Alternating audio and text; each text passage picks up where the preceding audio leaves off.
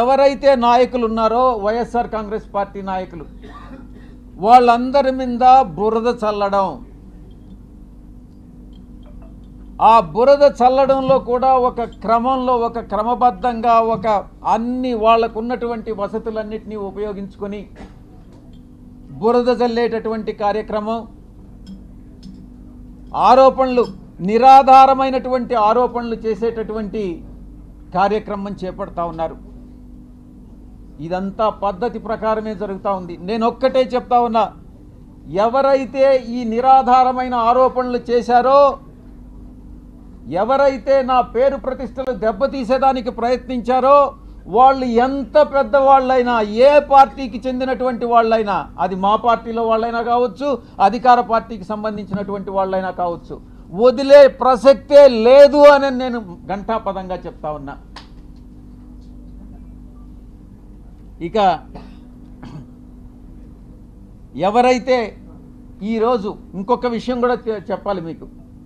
ఎవరో ఒక వ్యక్తి, ఇద్దరు మోటార్ సైకిల్ మీద నిన్న విజయవాడకి మా ఇంటికి వచ్చారట. ఆ ఫోటో కూడా వీడియోలో రికార్డ్ అయింది.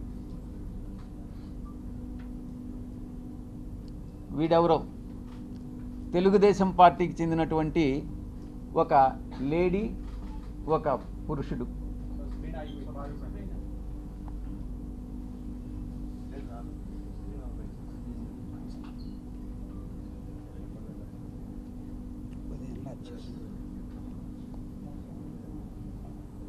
వీళ్ళు, నేను ఒక్కటే చెప్తా ఉన్నా, వీడెవడో నాకు తెలీదు.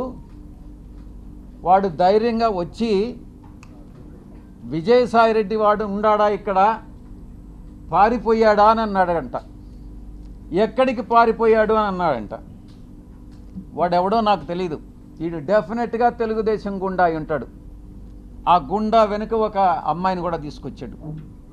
నేను ఒక్కటే చెప్తా ఉన్నా, ఎవరైనా కూడా, నేను ఈరోజు ఇక్కడ వచ్చాను, నాకేం సెక్యూరిటీ లేదే, ఏ ఒక్క పోలీసు నా దగ్గరికి రాలేదే, నాకు పర్సనల్ సెక్యూరిటీ కూడా లేదే, నేను ధైర్యంగా వచ్చా.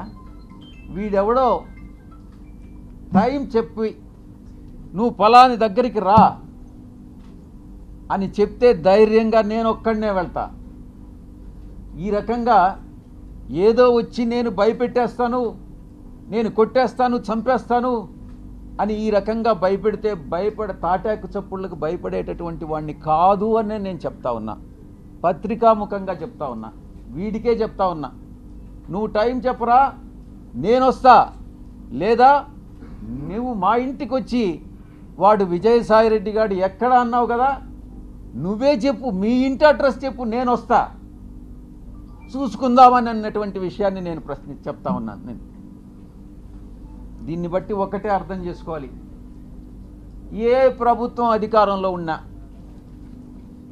ఏ కూటమి అధికారంలో ఉన్నా, మేము ప్రతిపక్షంలో ఉన్నా, భయపడే ప్రసక్తి లేదు. మళ్ళీ తిరిగి వైఎస్ఆర్ కాంగ్రెస్ పార్టీ 5 సంవత్సరాల కాలంలో మళ్ళీ అధికారంలోకి వస్తుంది. మధ్యంతర ఎన్నికలు కానీ వస్తే మళ్ళీ కూడా అధికారంలోకి వస్తుంది. ఎవరైతే తోక ఆడిస్తున్నారో ఆ తోక ఆడిచ్చే వాళ్ళందరినీ తిరిగి కత్తిరిస్తామని నేను పత్రికాముఖంగా చెప్తా ఉన్నా.